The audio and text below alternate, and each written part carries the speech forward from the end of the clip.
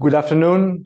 Welcome to this second session of the European Seminar on Private Pensions, organized by the Observatory of Complementary Pension Systems of the University of Barcelona, with the financial support of Aula Previsión Social Vida Caixa.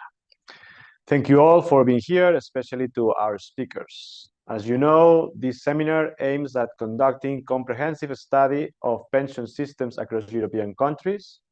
Yesterday, we learned about the cases of Greece, the Netherlands, and Italy.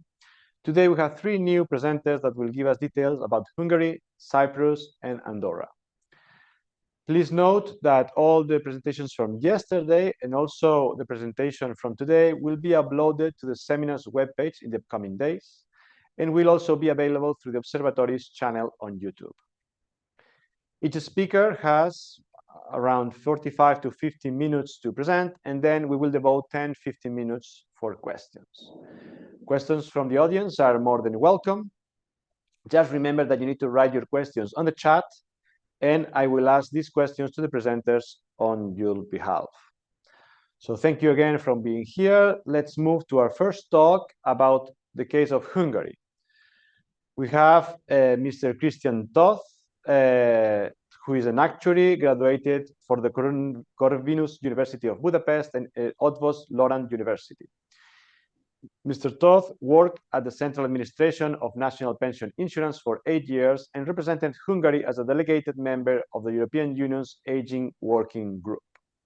He's an expert in Hungary's statutory pension systems and long-term sustainability modeling, and developed a model used to forecast pension adequacy and sustainability, support budget planning, and assess the policy impacts of pensions reforms.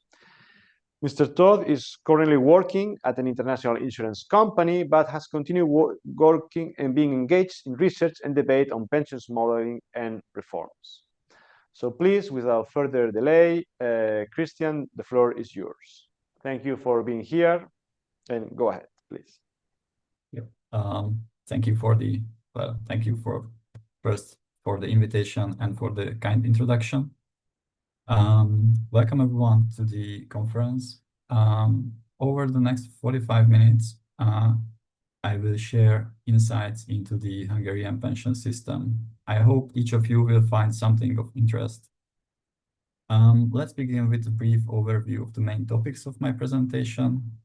Please go to the next slide.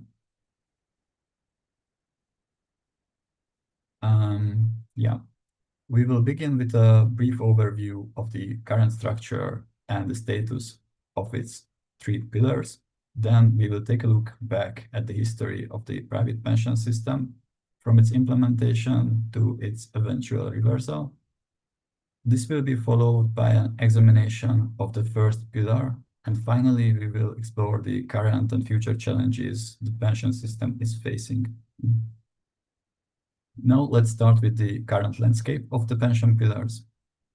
The first pillar, the Hungarian mandatory pension system, is a defined benefit pay-as-you-go system, where the amount of the pension is calculated based on average of net earnings since 1988 and number of service years.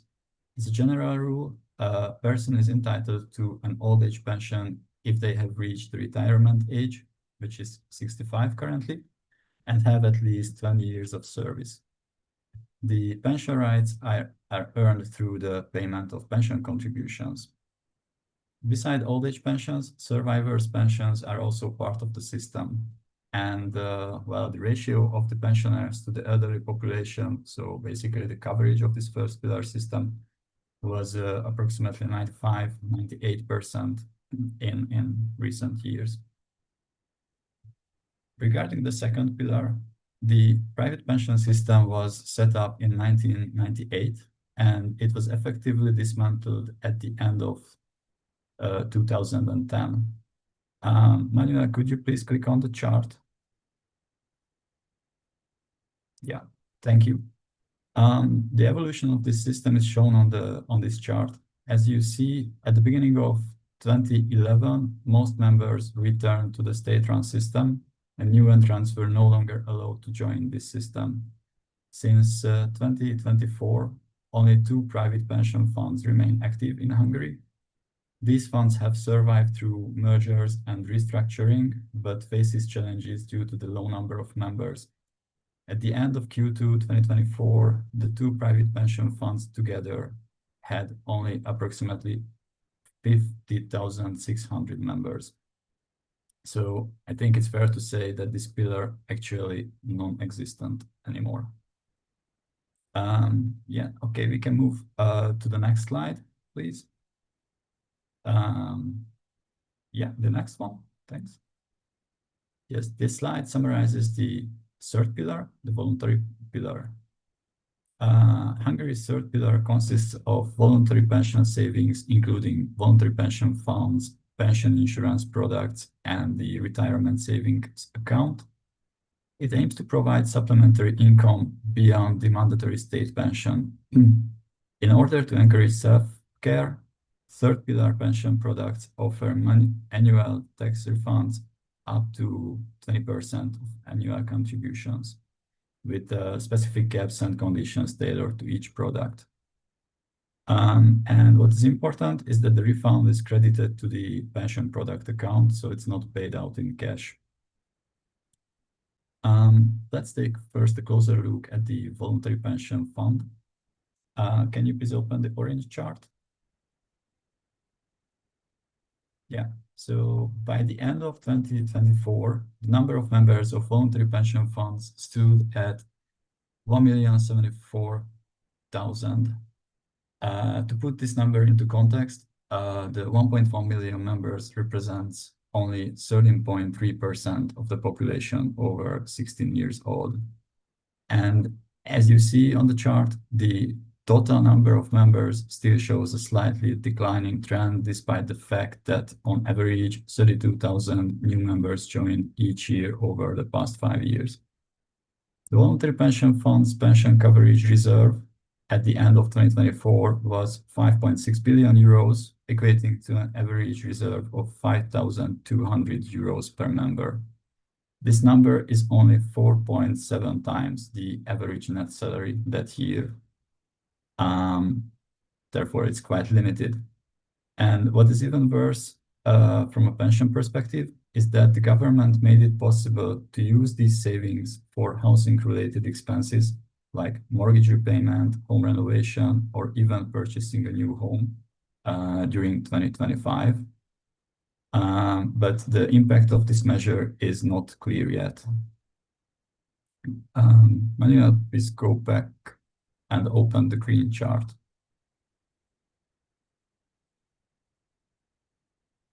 Yes, thank you. So the next form of retirement savings is the pension insurance. By the end of 2024, the number of in-force pension insurance contracts stood at 516,000, showing an average net yearly increase of 35,000 over the past 5 years. But the average monthly premium of these policies was only around 70 euro in 2024. For this product, the tax refund is also 20% of the annual premium payment, up to 325 euro per year. Please go back to the main slide. And yes, the last form of retirement savings is the retirement savings account. Based on data of investment service providers for the third quarter of 2024, around 95,000 accounts were registered with an average account value of 14,700 euro. Overall, I think it's fair to say that there is low propensity to save in voluntary schemes, which is a problem given the future challenges of the first pillar. But before we run ahead and look into the projected future, I would like to briefly overview the history of the second pillar on the next slide.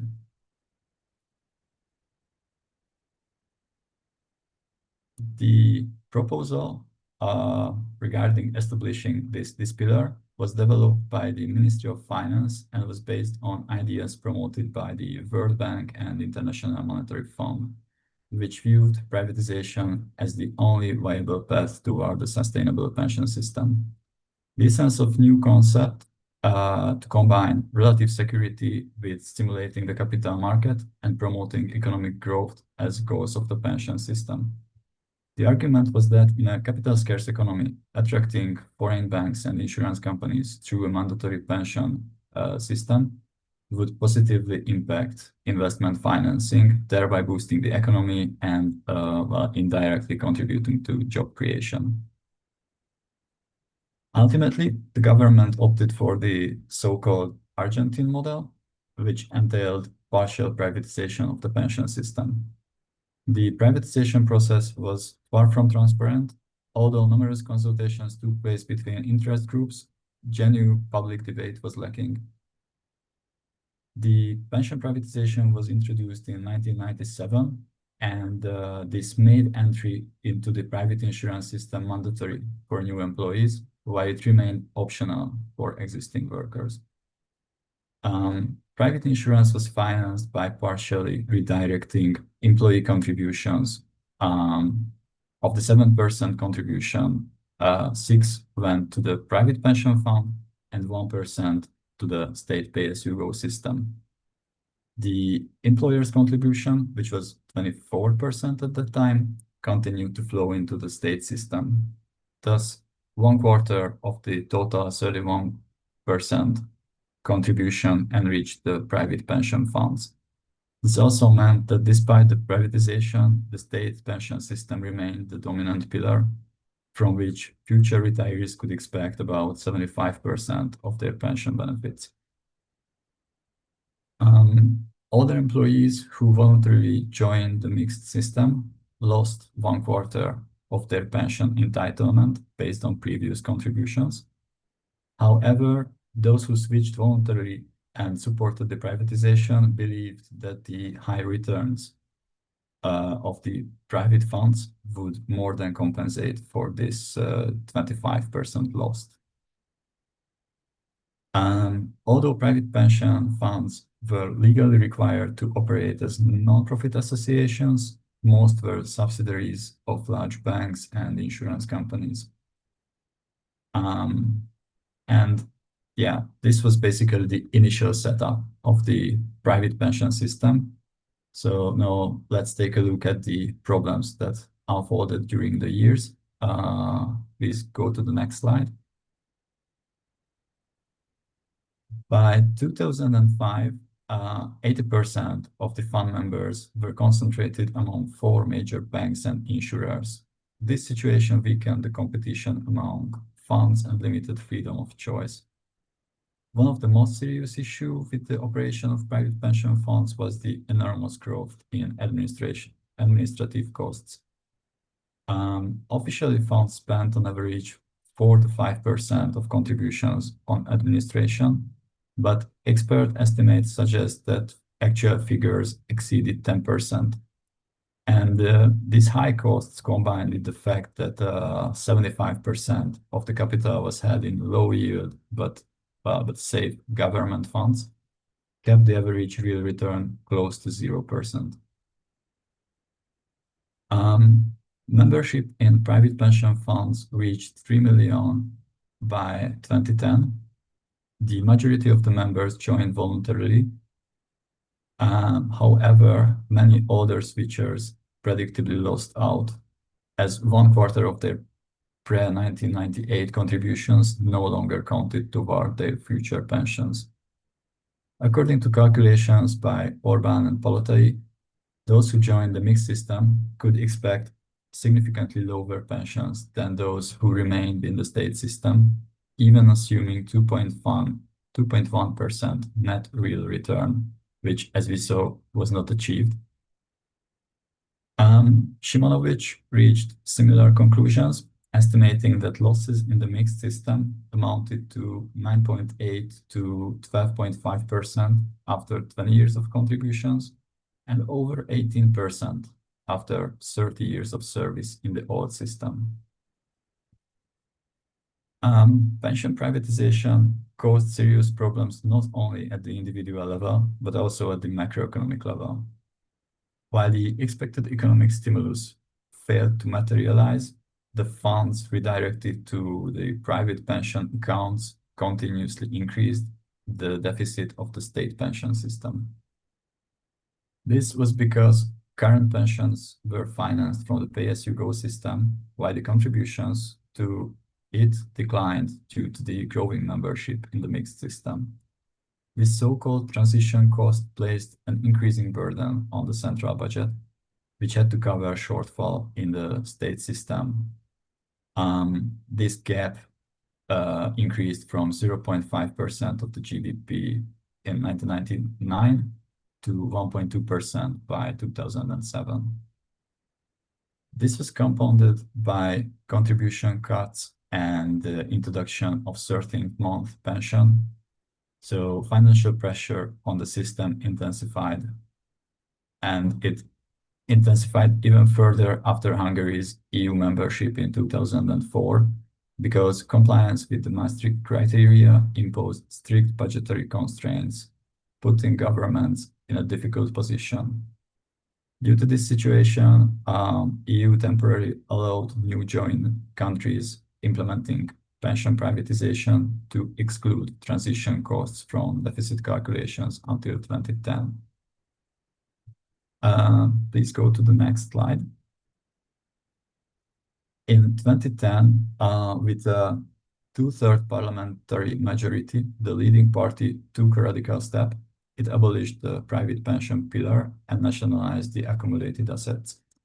Several economic and political factors converged to prompt this drastic move, but ultimately it was the economic crisis of 2008, the EU's refusal to exempt transition costs from deficit calculations after 2010, and the commitment to a flat and reduced personal income tax was the three main reasons that led directly to the reversal. In November 2010, Finance Minister announced the complete elimination of the second pillar and the restoration of the two-pillar pension system, which was enacted in mid-December. The relevant law was passed at extraordinary speed by the ruling party without any public debate or consultation with opposition parties, interest groups, or civil organizations. The government implemented nationalization through coercive measures, declaring that after November 2011, individuals who remained in the private pension funds would no longer earn future pension rights, even though their employers would continue paying contributions into the state social security system. As a result, over 70% of total contributions would still flow into the public system without generating any new pension entitlements for those who remained in the private pension system. Faced with this offer, the overwhelming majority of fund members, about 97% of the roughly 3 million members, switched to the state pension system. But not only the decision period was limited to 1 month, but also remaining in the private pension system was hindered by administrative obstacles, while switching back to the state system occurred automatically. The pension assets of those who switched were transferred to the so-called Pension Reform and Debt Reduction Fund, and it has been largely used to reduce state debt and budget deficit. The total pension assets represented a massive sum of about 10% of Hungary's GDP at that time. After the reversal, the resulting pension system essentially reflects the pre-1997 structure, single state pay-as-you-go pillar supplemented by a voluntary capital-funded pillar. So now let's take a look at this first pillar, the state pillar, on the next slide.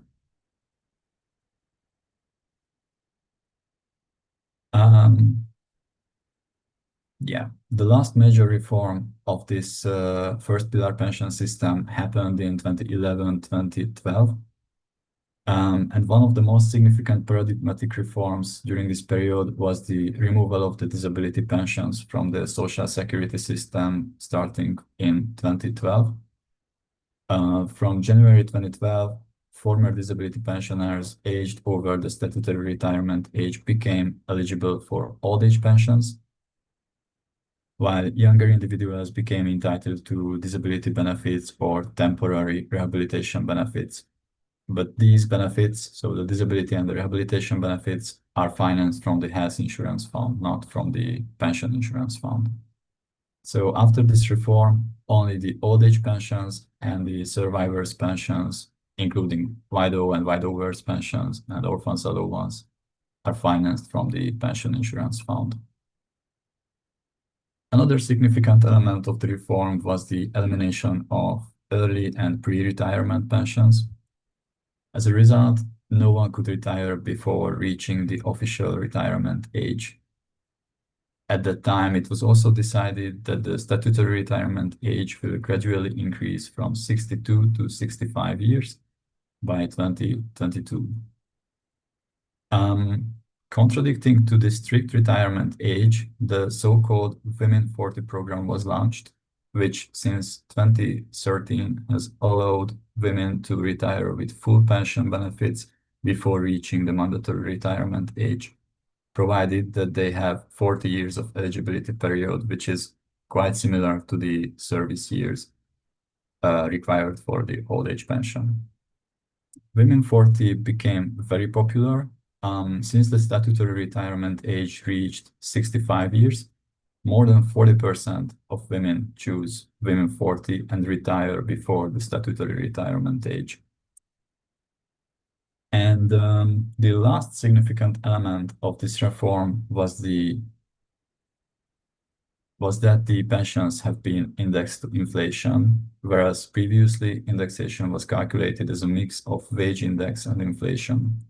And in the later slide of my presentation, we will take a look at the problems that this change caused since then. Following the reforms mentioned above, the pension system has reached its current form, which we will take a deeper look now. Can we go to the next slide?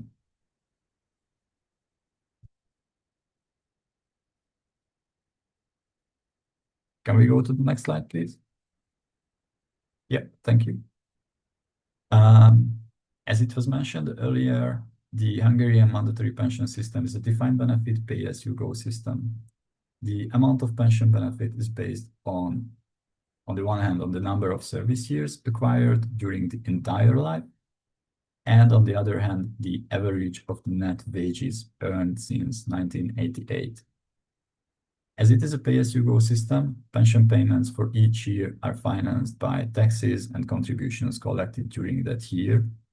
And as there is no buffer fund included in the system, all the surplus and the deficit is taken and covered by the state budget. The mandatory pension system has two main sources of revenues. Can you open, please, the blue chart? Yes.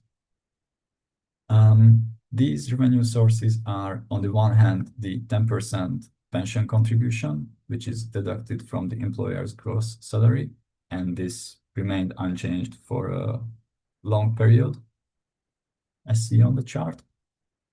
And the other source of income is the 11.3 percentage point from the 13% social contribution tax, which is paid by the employer on top of the gross wages. As you can see from the graph, the social contribution rate decreased gradually from 27% to 13% between 2016 and 2022. And during this period, the share paid into the pension insurance fund also varied depending on the needs of the fund. Okay, we can go back to the main slide. Since 2017, additional state contributions are needed to supplement contribution and tax revenues and maintain the balance of the revenues and expenditures of the pension insurance fund. The amount of these planned and unplanned additional state contributions reached 3.5 billion euro in 2023, which represented 1.9% of the GDP in that year. So as it also shown on the chart at the bottom, it was quite a significant additional amount of money that was needed beyond the dedicated revenues of the system. And now let's take a look at the expenditure side of the system and the pension benefits on the next slide. First, and the most significant benefit is obviously the old age pension. To become entitled to an old age pension, you must have reached the retirement age and have at least 20 or 15 years of service. The difference between the two numbers, the 20 years and 15 years, is that the minimum guarantee. If you have 20 years of service, your old age pension cannot be lower than the minimum pension. However, since the minimum pension amount has not changed since 2008, this minimum guarantee has lost its significance. This minimum monthly amount is, I think, 71 euro per month. So it's, I would say, almost nothing. Regarding the pension rights earned through the payment of pension contributions, in addition to periods of gainful employment, any time during which benefits are received and pension contributions are made from these benefits also counts towards the service time. Since 2022, the retirement age is 65 for both gender, and there is no decision made yet on further increasing it, so it's not linked to life expectancy or other drivers. The next benefit type is the Women 40. This is the only early pension scheme available for those women who have gained at least 40 years of eligibility period. Eligibility period means any period gained with work, at least 32 is required, or benefits connected to child raising or nurturing fee. As a general rule, maximum of 8 years can be taken into consideration when they assess the 40 years criteria. The average monthly old age and women 40 pensions was 669 euro for male and 570 euro for female at the beginning of this year. The last type of pension is the survivor's pension. Three types of survivor's pensions are widow and widower's pension, parental pension, and orphan's allowance. These benefits are calculated on the basis of the pension that the deceased person was or would have been entitled to. The widower's pension consists of two main components. In the first year following the death of a spouse or partner, everyone is entitled to a temporary widower's pension, which amounts to 60% of the deceased's previously mentioned pension. And after the first year, the widower's pension is only continued if the surviving spouse has reached the official retirement age, has reduced working capacity, or is raising at least 2 children eligible for orphan's allowance. In such cases, the standard amount of the widower's pension is 30% of the deceased person, so the half of the amount of the temporary widower's pension paid in the first year. And there is also an additional feature of this system is the resumption of widower's pension. The widower's pension will be reinstated if any of the above conditions occur within 10 years of the previous termination of the widower's pension. The average monthly widower's pension was 176 euro for male and 287 euro for female beginning of this year. The Orphans allowance is generally 30% of the deceased parent's own pension per children, but it can increase to 60% if the child has lost both parents or if the only surviving parent has a reduced working capacity. Orphans allowance is paid until the child reaches the age of 16, but if the child is enrolled in school, vocational training institution, or higher education in full-time study, then the allowance continues for the duration of the studies, but no longer than until the child turns 25. Here, the average monthly pension or allowance was 190 euro for both gender. Please go to the next slide. As I mentioned previously, we have other pension-like benefits that are not financed from the pension fund. These are one example is the disability benefits. As I said, it financed from the health insurance fund, and the amount varies between 107 euro to 533 euro, depending on past wages and the extent of health deterioration. Other pension-like benefit is the old age allowance. Those who reach the standard retirement age but not eligible for a pension and have no other source of sufficient income can apply for a means-tested old age allowance. This monthly amount is very, very, very low. It cannot exceed 62 euro below the age of 75 and 99 euro above that age. This allowance is financed by taxes. And I also collected some other features of the system. As I said before, the pensions are indexed to inflation since 2012. Pensions are increased in January in line with expected inflation for that year. And if it later turns out that the rate has been underestimated, then a correction is made in November. We also have a so-called pension premium, which is paid if the GDP growth exceeds 3.5%, and it's calculated using the formula on the slide. Basically, it has some caps, so a maximum amount.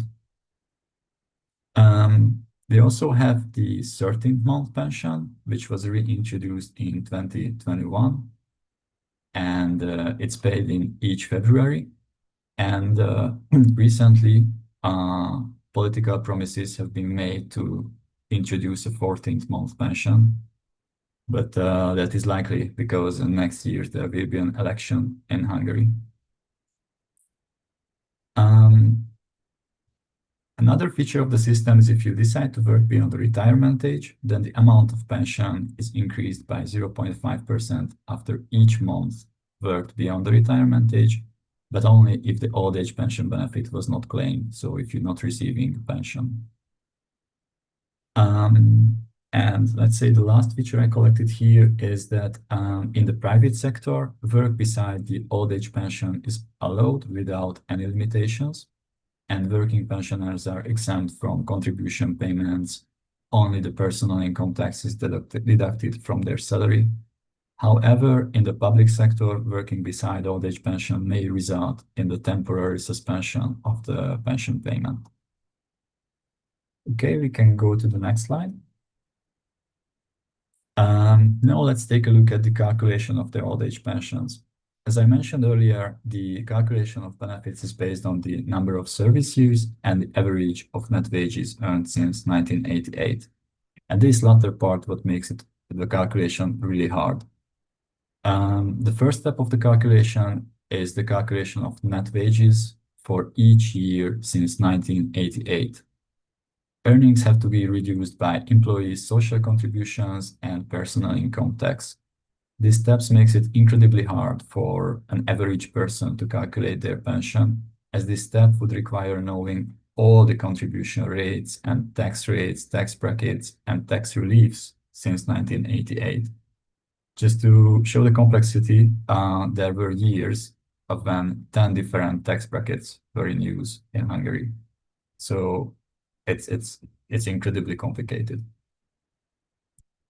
Then the second step, once we have the net wages for each year is the valorization of these net wages. All earnings are valorized by the growth of the nationwide net average earnings up to 1 year before the retirement. So currently those are valorized to the level of 2024. This step ensures that the wages from the different years remain comparable. And the third step is the calculation of the average of these valorized net wages, which will be the pensionable monthly income. For higher levels of this calculated average valorized net wages, a progressive reduction is applied. Only 90% of incomes between 930 euro to 1,053 euro, and only 80% of incomes above 1,053 euro have to be taken into account. As these limits are defined in nominal terms in the corresponding law and has not changed for many years, more and more people will be impacted by this progressive reduction.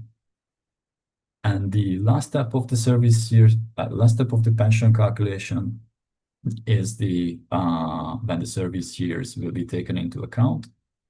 The average of the adjusted earnings is multiplied by a rate pertaining to the number of service years the person has acquired.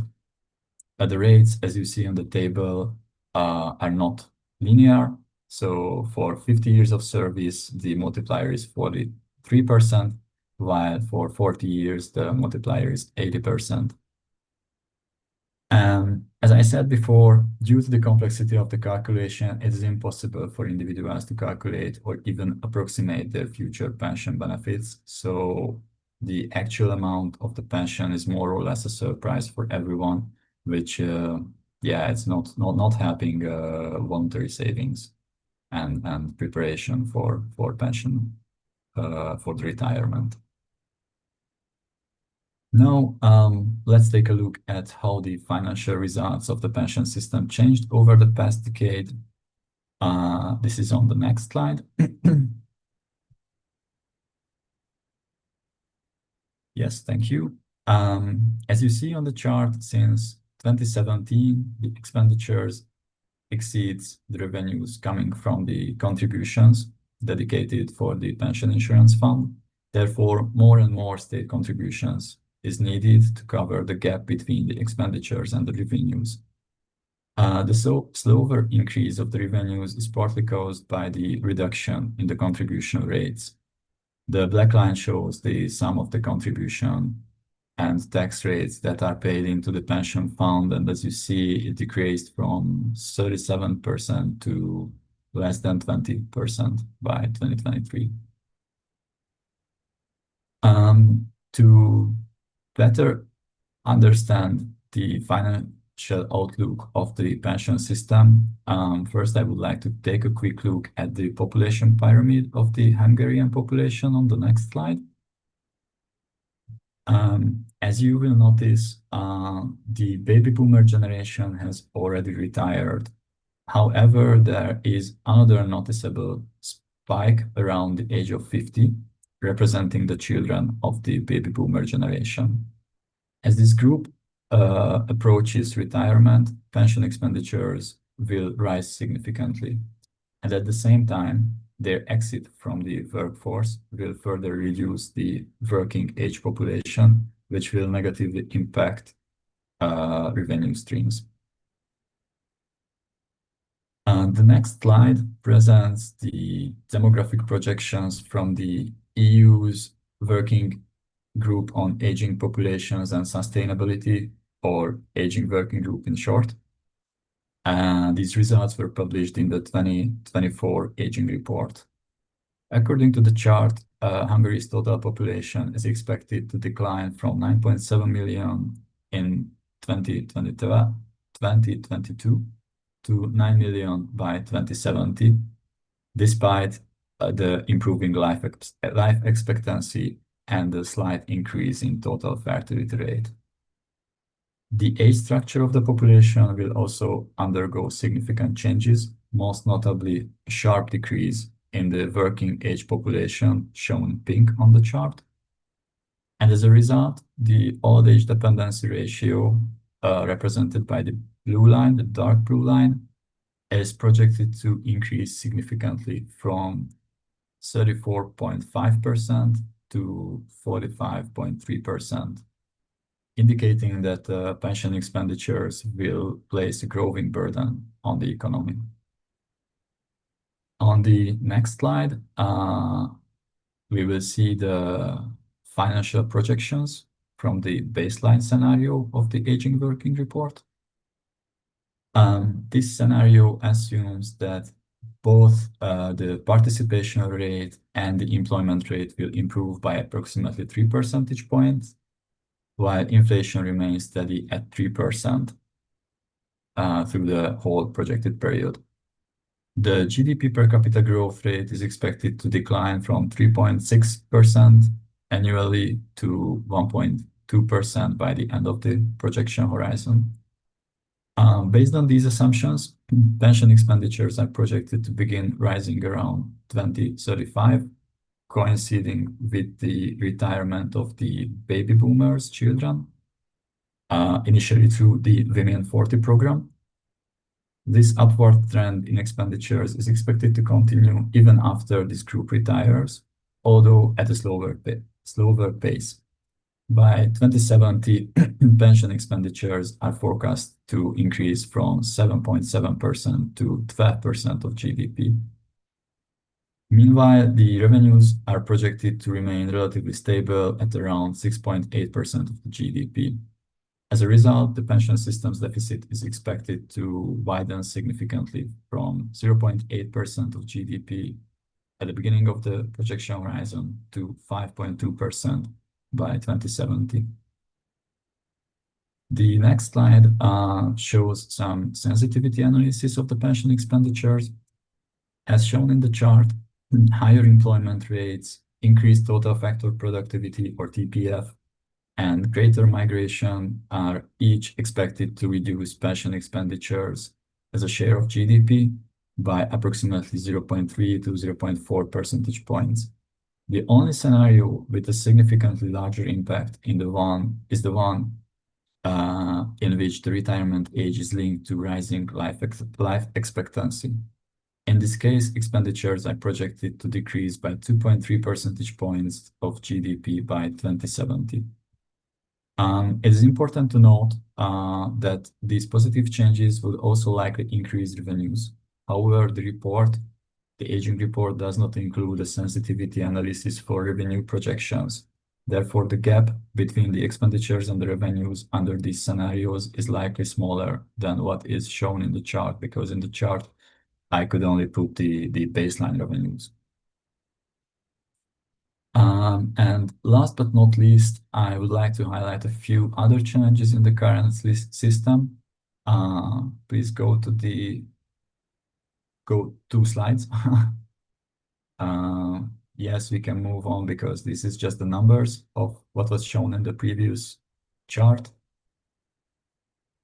Yes, this one, thank you.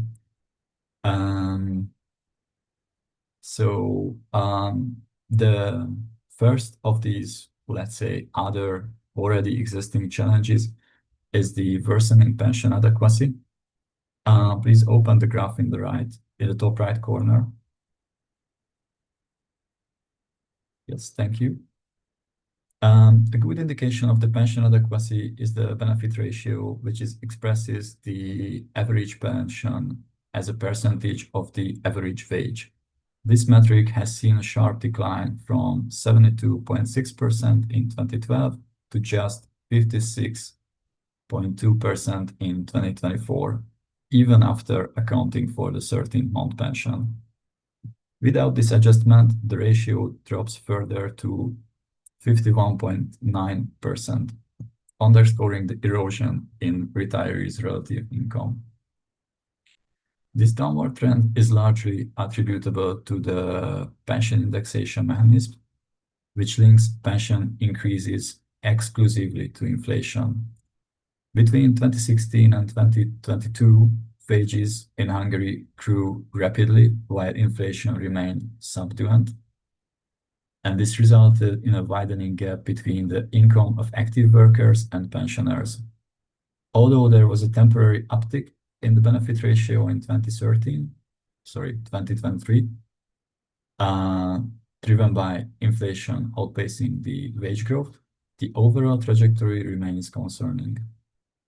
As pensions fall further behind wages, retirees may struggle to maintain a decent quality of life, especially in the face of rising costs of housing, energy, and other fields.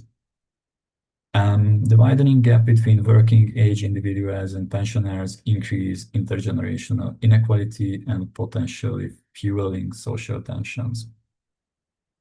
Please go back to the main slide. But as we saw, inequalities increase among generations, but also inequalities increasing among pensioners themselves as well. If you can open the other chart. Thank you. The period of rapid wage growth combined with low inflation, as shown on the left chart, led to increasing inequalities between the new and existing pensioners. While newly granted pensions reflected wage growth through valorization, previously acquired pensions were adjusted only in line with inflation, resulting in growing disparities. On the right chart, the dark red line represents the average pension of males born after 1954 who retired in 2019 or later, while the other lines show the average pensions of cohorts who retired before 2019. As illustrated, the pensions of males born after 1954 are significantly higher, roughly by 10%, compared to those of earlier generations. This gap is primarily due to the significant difference between the net wage growth and the inflation during the period of 2015 to 2021. Okay, please go back to the main slide. Other problems with the current system includes the lack of contribution cap, which led some exceptionally high old age pensions. Also sort of problematic from a financial point of view is the Women 40, which is a favorable early retirement scheme for women. More than 50% of women retire before reaching the statutory retirement age, increasing the financial burden on the system. At the same time, for males, the statutory retirement age remains rigid and does not allow for partial retirement, which would help to provide a smooth transition between working life and pensioner life for retired. Other important problem is that the life expectancy increase in the life expectancy is not reflected in the retirement age because it's currently fixed on 65 years. And there are reduced incentives to postpone retirement, since in the private sector, pensioners can work without any restrictions while receiving their old age pension. And we can move to the last slide. I just want to briefly summarize my presentation. So the Hungarian pension system experienced an unsuccessful attempt to establish a funded pillar, and this has made recapitalization a taboo topic for years and likely also contributed to the low willingness to save through voluntary schemes. The quick and forced nationalization of the private pension reserves also eroded the trust in the pension system and in trust in the government and government measures. Meanwhile, the first pillar is facing mounting challenges, with expenditures projected to start rising significantly within the next 12 years when the generation of the children of the baby boomers will start to retire. It's also a problem that the system tends to respond slowly to emerging issues and often addressing symptoms rather than root causes. And there's no clear long-term strategy in the system currently. In short, to summarize, meaningful reform is no longer optional. It is sort of inevitable or unavoidable. Thank you. Thank you so much, Krisztián, for your very nice presentation. A lot of information, but it's very clear, everything. Yeah. So yeah, I encourage the audience to ask questions through the chat, and then I will communicate to Krisztián on your behalf. Meanwhile, let me ask you a couple of questions. So one question is somehow is related. So you mentioned at the very beginning that the second pillar kind of ended in 2010 in Hungary, no? Yes. And at the same time, and then at the very end of the presentation, you say this difficulty to calculate or to estimate the future pension that citizens have, no? So would you say there's this somehow some lack of transparency in the pension system in general in Hungary? Yes, I would say in the sense that because it's really hard to calculate your own pension or even just to estimate. So it's, yeah, I would say it's usually people not even able to estimate their future pension that they will receive. So because of the lack of this information, it's hard to prepare for years in retirement. And because of this, lack of clarity on what I can expect from the state in the future, I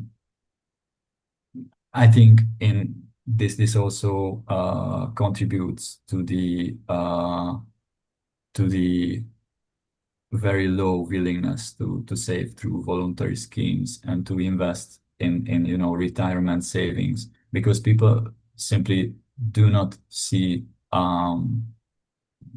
do not know whether their pension will be low, whether their pension will be enough for pensioner years. So yeah, Yeah, but at the same time, they will, if they were able to have, with a strong second pillar, they will be able to manage more separately from the state, no? And but that's not an option to them, no?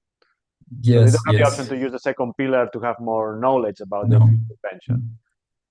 No. So in the second pillar, so the mandatory private pension schemes, they you cannot enter anymore. So only who remained after the transition are members still, but you cannot enter to that system. The only thing that you can do is to have a voluntary pension fund or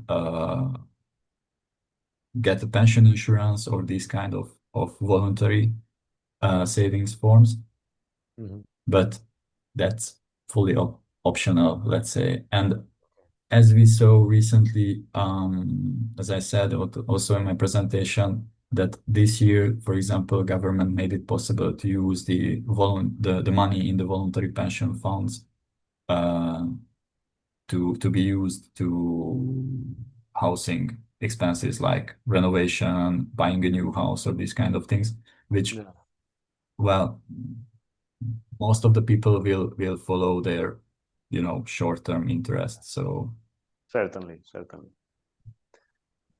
Okay, yeah, we have a couple of questions. So let me read them to you. So in your presentation, you highlighted the long-term risks of an imbalance in the pension system. So the question is, does Hungary have a public mechanism for the actuarial valuation of the state's social obligations?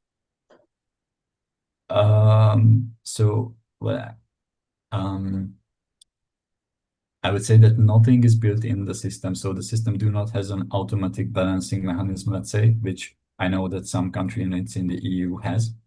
We do not have that. So, and that I think is a problem because if you would have this kind of balancing mechanism, then that will trigger changes more or less automatically.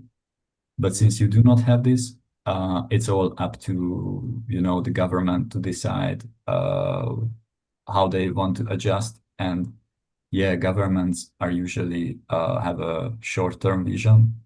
So they focus on the next elections instead of, you know, what's going to happen in 10, 20 years from now.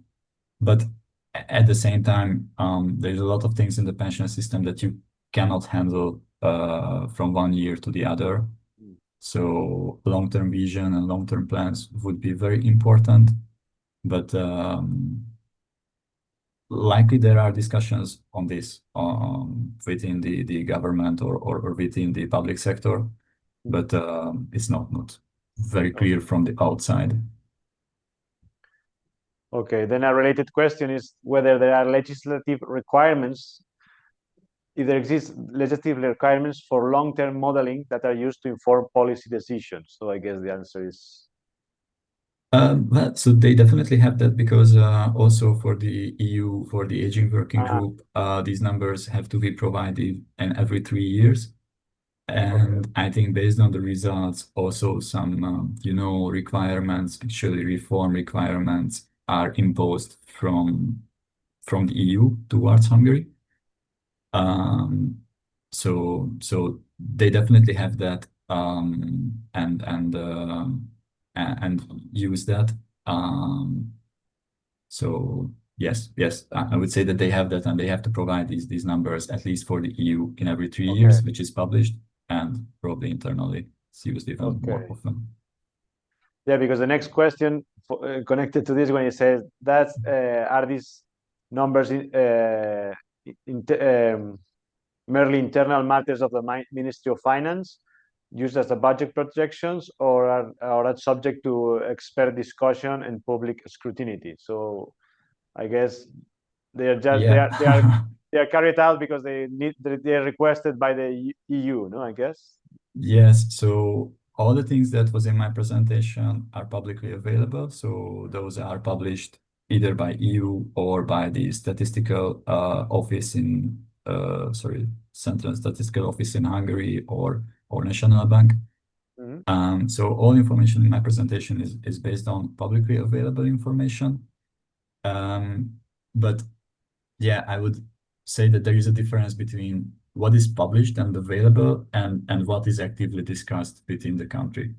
So like these results are there, the aging report is there, the numbers of future expenditures and everything is there. There are usually articles in newspapers about you know, the future problems of the pension system, but